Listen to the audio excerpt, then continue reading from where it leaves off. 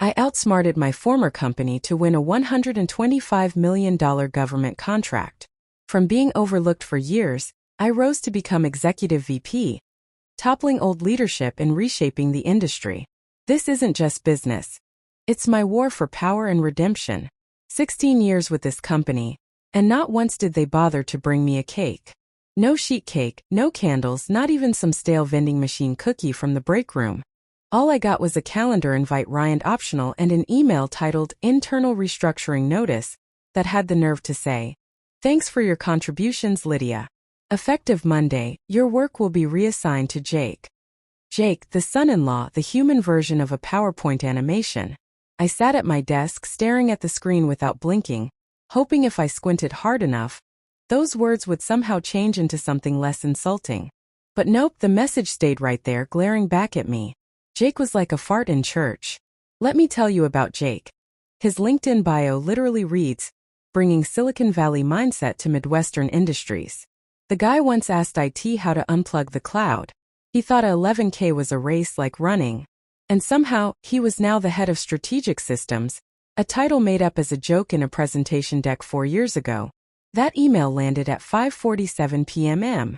on a Friday, just as the office was doing that fake casual shuffle, where everyone pretends they weren't already counting down the minutes to the weekend like prisoners on parole. I didn't cry, I didn't yell, I didn't even text my sister, who's normally my go-to rage vent. I just closed Outlook, pushed my chair back, and exhaled through my nose the way you do when you've been insulted so deeply your ancestors feel it too. 16 years, I trained every manager who walked through those doors. I rewrote broken systems while they were off at visioning retreats. I kept things running through 4 software migrations, 2 changes in ownership, and 1 CFO who treated spreadsheets like witchcraft. And my reward?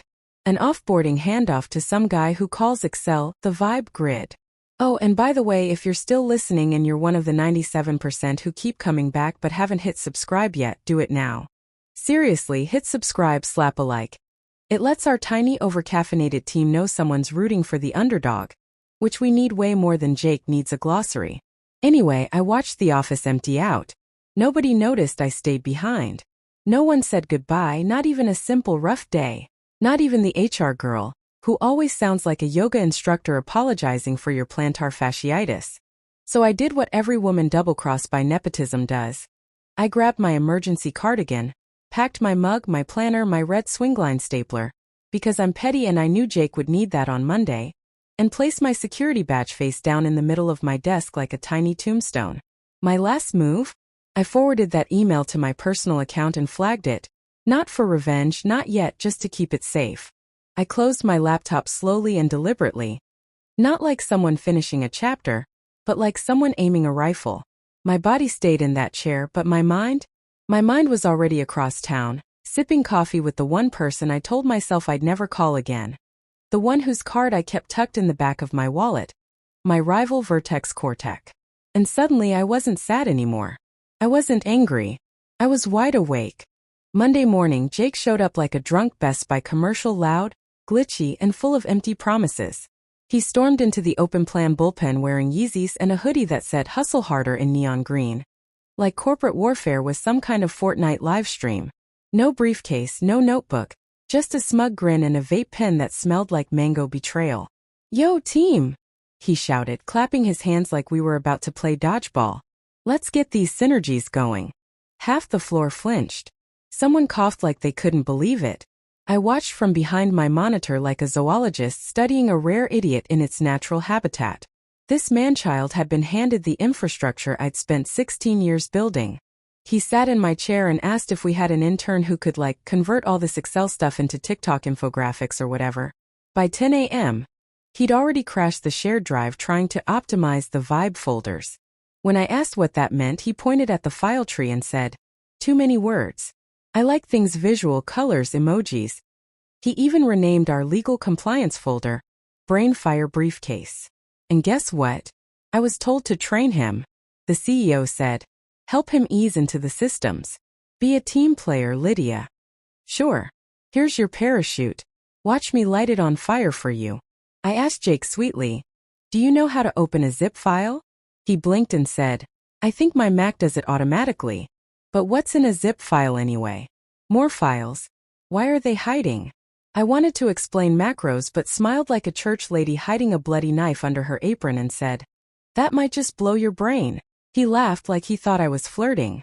The poor junior analyst sitting across from us, a sharp kid named Sasha, watched in horror as Jake struggled with a basic cost model. "Why are you the one leaving?"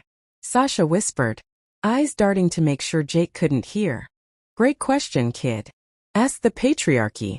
By midweek, Jake called a team meeting to announce his new vision for the department.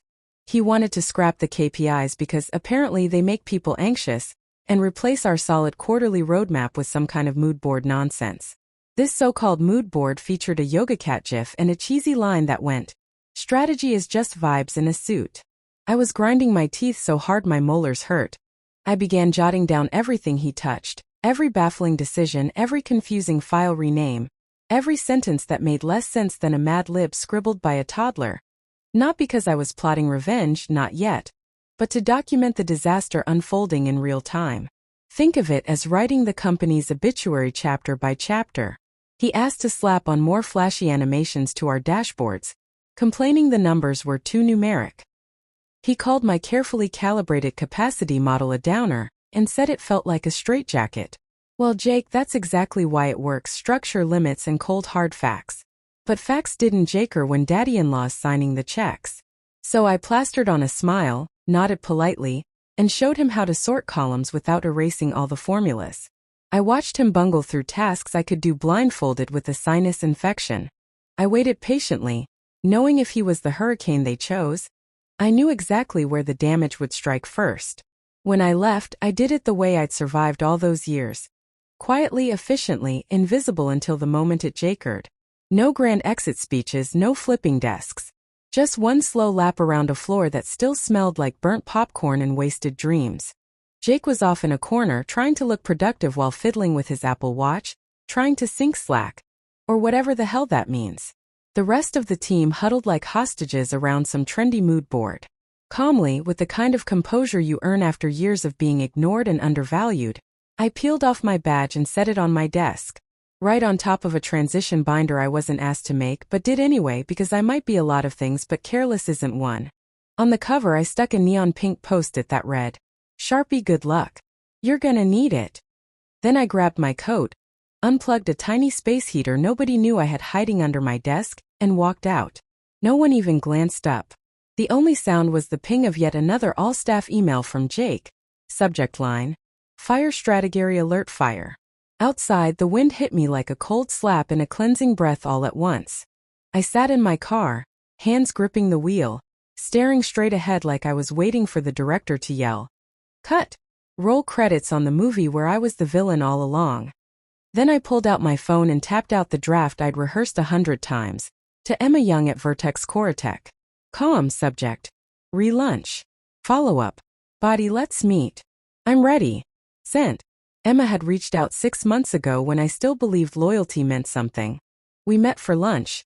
Networking at some fancy sushi joint with tablecloths, hot chopsticks, and those paper sleeves you don't really need. The offer wasn't spelled out, but it didn't have to be. She told me things like, "You deserve a seat at the table. We move faster than anyone else. And we don't treat our people like props." I smiled, thanked her for the meal, and lied to myself, hoping one day someone upstairs would recognize that I was the backbone holding everything together. But now? That backbone was shattered, and all I felt was weightlessness. I drove home in silence, not just any silence, but the kind that feels sacred, like the quiet right before a storm hits. I lit a candle, cracked open a beer, and stared at a thick binder on my bookshelf that I hadn't touched in years, the contingency plan I wrote after the second buyout. I always knew the ceiling above me wasn't glass, it was a one-way mirror, and I was the show on the other side. I pulled it down and flipped to a tab labeled, "External Contacts, High Value." There she was, Emma Young, Vertex Coretech, SVP of Innovation Strategy. Below her name in my handwriting the words, "Only call when you're done pretending." I picked up my phone again and sent one last email, just 2 words this time. Subject, "Game on. Body, let's win." When I showed up at Vertex Coretech's downtown office, the first thing Emma said was, "You waited longer than I expected." I just smiled. "I'm here now." No awkward onboarding limbo. No HR scavenger hunt for printer codes or welcome videos narrated by cartoon raccoons. Within an hour, I had a key card, a laptop, and an assistant who already knew my coffee order. They didn't ask me to prove my worth. They'd already seen it in the wreckage my old company left behind. My new title? Executive Vice President of Strategic Systems. No asterisks, no interim tags. No reporting to Jake or Spirit. Just real power, real resources, and thank God a chair that doesn't squeak every time I breathe. Vertex moves like a shark among minnows. Meetings are quick, plans are ruthless, and decisions actually jaker. My team is small, incredibly sharp, and allergic to anything less than excellence. No more patiently explaining the difference between aggregate and aggravate to someone who clearly didn't get it. These folks meant business. For the first 2 days I stayed silent, just taking it all in, observing every move. I devoured every slide deck, roadmap, and internal memo like I was casing a bank. With every document, I uncovered another soft spot my old company left wide open. Duplicated efforts, outdated tech, promises they couldn't keep, and best of all, vendors stepping on each other's toes. They'd gotten complacent, swallowing acquisitions whole and spitting out jargon. While I was still stuck there, I'd been patching those holes. Now I was ready to unleash the flood. By the end of week 1, I'd put together a 38-slide presentation outlining a 6-month plan called Project Mirror. A nod to how we'd hold up a flawless reflection of their pitch, but faster, sharper, and packed with the features customers actually wanted. Emma slid into the conference room halfway through, munching on a protein bar, and mouthed, "Holy shit," when I hit slide 14 about competitors stealing features and preemptive support tactics. Her response: full green light, full budget, hire whoever I needed. No endless committees, no finance guys trimming budgets, just pure unapologetic power. By Thursday, as I passed glass-walled meeting rooms, I caught snippets of my name whispered with respect. "That's Lydia," someone said. "She built Project Mirror. She trained Jake? Poor thing." Later that day, my lead data analyst, Andre, this kid who looked like he'd been born inside an Excel sheet, slid a plain folder across my desk with zero fanfare. The only clue was a post-it. "You'll want to see this." Inside was a cross-reference vendor matrix showing overlap between Vertex and my old employer's suppliers, logistics, payments, AI integrations, even HR APIs. 4 vendors appeared on both lists, 2 already in talks with us, and 1 had even bid 11% lower than my former company's rates. The cover sheet said, "Confidential vendor crossover." I stared, chuckled quietly, leaned back, and thought, this isn't just knowing their weak spots. I built those weak spots. What started as a whisper would end in a crater. Tuesday morning, their biggest client, Silverstone Logistics, slipped away without fanfare. No press circus, just a bland statement about strategic shifts and a terse email to their old account team. "Your competitors have real-time fleet integration. You don't." Within an hour, that message was forwarded 17 times. The phrase "feature parity" echoed through their halls like a fire alarm no one could locate. I bet Jake Googled it twice. Then came the leak. An internal memo not meant for outside eyes landed in 3 industry journalists' inboxes. The subject: side-by-side Vertex versus us. Current capabilities.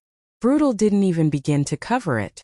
Vertex led in all 6 key areas, and the memo was written in my style, my forjaking, my voice.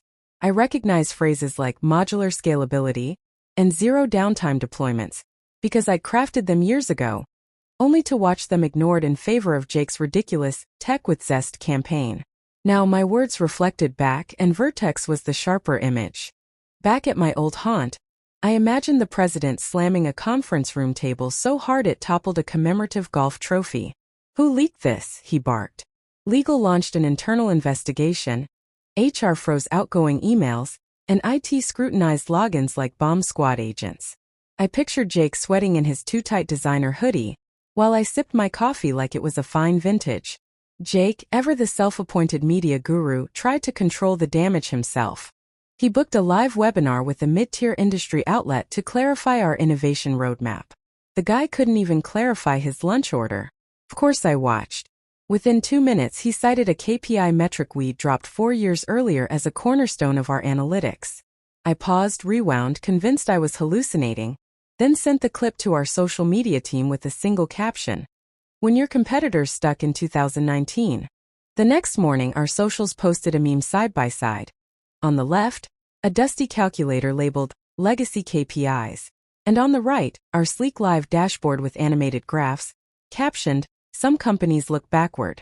We build forward." It got 18,000 likes in 48 hours.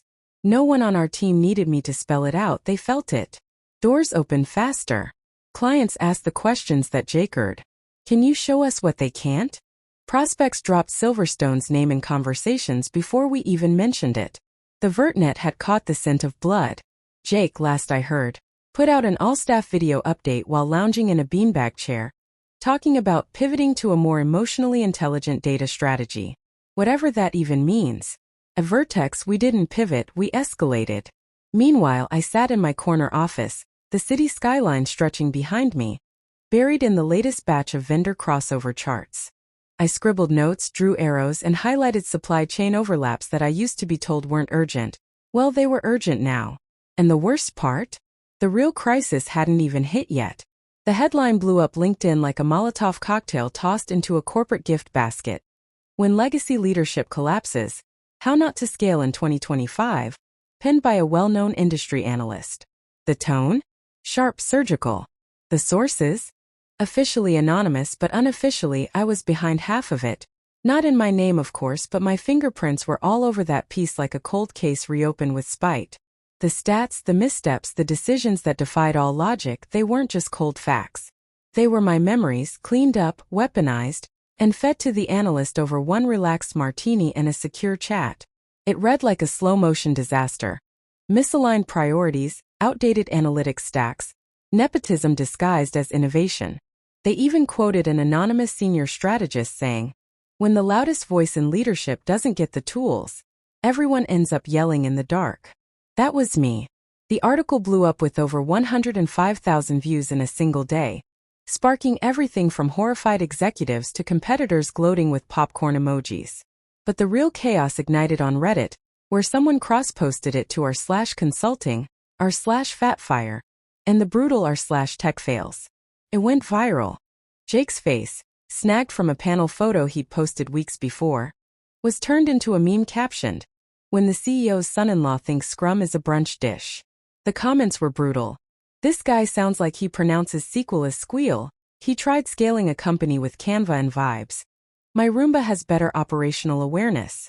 I'll admit, I dove right into the frenzy, creating a throwaway account and scrolling until my ribs ached from laughter. I even dropped one comment under the top post. At least he tried. No likes, no replies. Just a small satisfying spark in the bonfire I'd carefully built. The next day, Emma called me into her office. No chit-chat, no fluff. She just swiveled her laptop toward me and said, "They're bidding on the Confax federal contract." I raised an eyebrow. "With that org chart?" She smiled. "We're going for it. I want you leading the bid. No backup, no breaks. Go for the throat." This wasn't personal anymore. It was professional annihilation. Confax was a 9-figure contract, multi-year, high-profile with government eyes on every deliverable, the kind of deal that made or broke reputations. And Jake? He was the lead on the other side. I laughed so hard I nearly choked on my coffee. Jake couldn't even lead a troop of Girl Scouts across a parking lot. And now he was steering his company through a government procurement minefield. With compliance checks, structured audits, and performance reviews, he'd get eaten alive. But I wasn't counting on his screw-ups. I was going to crush him with pure excellence. Outbid, outthink, outclass. And when the dust settled, I wanted everyone to know exactly who had struck the match. Emma handed me the file and said, "Rip them apart. I've got your back." And for the first time in ages, I felt something stronger than revenge. I felt razor-sharp focus. The Confax contract wasn't just big, it was the kind of deal you didn't just win, you conquered. $125 million, a federal infrastructure overhaul, a decade roadmap, visibility in every major trade publication from Forbes to Modern Tech Architect. Only 2 firms made the final cut. Us and them. This wasn't a pitch, it was a war. And I was holding the scalpel. I tore apart every inch of the RFP like it owed me money. My whiteboard looked like a conspiracy theorist's war room. Maps, timelines, post-its, vendor charts, client org charts, Color-coded notes writing exposed latency risks and crosswalk redundancies, pinpointing their weak spots. I wasn't just anticipating their pitch. I was ready to dismantle it. I lived through it all in my head before it even happened. I knew Jake's team would lead with UX design, flashy, all about style, but light on the real infrastructure. They'd push user empathy and pretty dashboards because honestly that's the only thing they really got. I recognized it because I trained the very people still on his payroll. I built their habits, I knew their instincts, and that's how I set my trap. We came out swinging with cold, hard performance metrics. Straightforward, brutal numbers. Our engineers even put together a simulated rollout under stress test conditions. Then we layered in predictive AI scaling features, all fully compliant with federal regulations. Where they'd sell polish, we'd sell permanence. But I wasn't finished. Buried deep in their pitch documents, hidden unless you knew exactly where to look, was a ticking time bomb. They planned to subcontract part of their infrastructure support to a vendor that had recently been flagged for SLA violations on a similar federal project. It hadn't made headlines, but it wasn't invisible either. I slipped that little detail into our appendix, slide 47, under third-party risk assessment in the competitive landscape section. I didn't call them out directly, just hinted enough so that if the procurement board was paying attention, they'd see it and start sweating. That's how you win. Not with buzzwords, but with hidden landmines and perfect timing. Prep inside Vertex was nothing short of military grade. Emma handed me complete control of the war room, and from 8 a.m. to 11 p.m., we lived and breathed the bid. We argued over every word, whether to say deploy or provision, every little detail Jakered. Then, just 2 days before our final walkthrough, the procurement team sent out the meeting calendar for a shared prep call with required attendees. And there it was, Diane Mitchell, Director of Systems Architecture, my old department head. The same woman who once told me I wasn't quite executive material but that they still valued me. The one who signed off on Jake's promotion and never met my eyes after. I stared at her name on that Zoom invite for a full minute. No blinking, barely breathing, just frozen. She was going to be on my call, on my terms. My finger hovered over the attendee list, steady as a rock. Then I let that name sit there a little longer, soaking in the satisfaction and the bitterness, the weight of 16 years of being undervalued. Then I clicked remove. She wasn't coming, not in my room, not anymore. The news of winning the Confax contract hit the industry like a thunderclap. Vertex announced it with a simple tweet. 10-year partnership, national infrastructure, let's build the future. No bragging, no fanfare. Just enough quiet confidence to let everyone else read between the lines. Inside our war room there was no yelling or high fives. Emma just turned to me and said, "It's done." I nodded back. It's only the beginning. Within 48 hours stock tickers started twitching. My old employer, still bloated on delusions, tanked 12% by Thursday's close. Analysts blamed it on eroding confidence in their federal sector viability, basically saying the government and institutional investors had lost all trust. Then the layoffs started rolling in. First strategic realignment, then redundant roles. I knew the script all too well. They were recycling the same emails I'd helped write years ago for other poor souls. Now it was their turn. A former coworker slid into my DMs to say they were handing out Starbucks gift cards to get people to leave quietly. Jake broke down crying in a team meeting. I didn't reply, I just hit the heart reaction. But the real sucker punch came with a leaked org chart. Not just internal. It leaked to Tech Insider and dropped in a Friday night scoop headlined, "Merger Shuffle. Surprise EVP appointment raises eyebrows at parent company." That parent company had quietly bought 51% controlling stock last quarter. Vertex had brokered the deal. We hadn't just beaten them, we'd bought them. And there, third box down on the right side of the new chart, in bold font with no typo, was my name. Executive Vice President, Systems Strategy, Lydia M. Harper. The old company president, Ryan, the same guy who once told me to stay in my lane, when I tried to escalate an analytics issue, was reportedly reviewing internal documents when he saw it. Word got around through an intern who spilled the moment to someone else, and somehow it landed in my lap. Ryan went ghost white, barely whispered, "Wait, is this real?" And then his phone slipped right out of his hand, crashing onto the glass table with a loud clatter. The document was a high-level transition brief outlining key stakeholders and integration phases.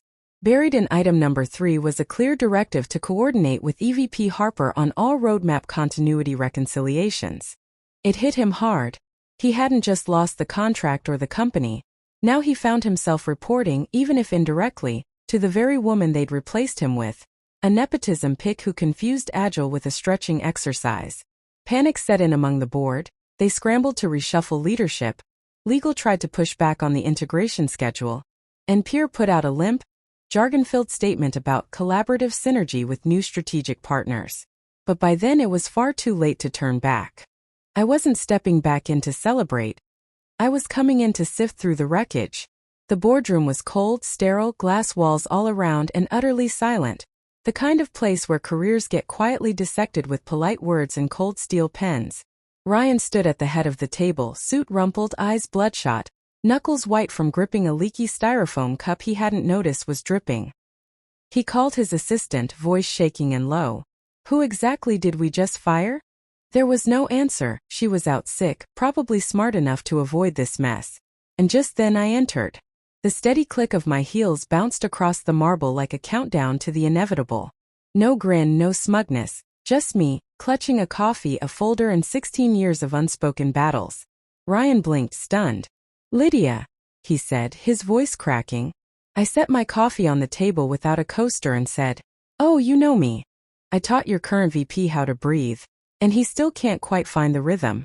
A heavy silence fell, thick enough to slice through like quarterly earnings reports. One board member shifted nervously. Another stared at my folder like it might explode. "I'm here," I said, calm and precise, representing the majority stakeholder. "This is the roadmap realignment. I need your team's input by Monday." Ryan opened his mouth, but I raised a finger. "No, Ryan. You don't speak now. You listen. Because the woman you once called administrative wallpaper just took ownership of the entire building, walls, roof, and deed." I slid the folder toward him. Inside were updated budgets, revised org charts, and a polite but firm note from Emma. "All decisions final. No delays." A board member cleared his throat and asked, "So you're not here to rejoin?" I locked eyes with him. "I'm here to clean house. Rejoining means there's something worth sticking around for." Ryan fumbled with his tablet, shaking. "This is madness. You're not qualified to restructure." I stepped closer, enough to make him flinch. "I know this company inside and out. Every workaround, every shadow process, every lie hidden beneath the fancy presentations. I built the framework you tried to dress up." He shrank back, all bravado gone. Slowly, I faced the room, letting my words settle. "You didn't just fire an employee. You tossed out your backup plan, your institutional memory, your only steady hand in this chaos." Silence begged for mercy. I gave none. I picked up my coffee, took a slow sip, and exhaled.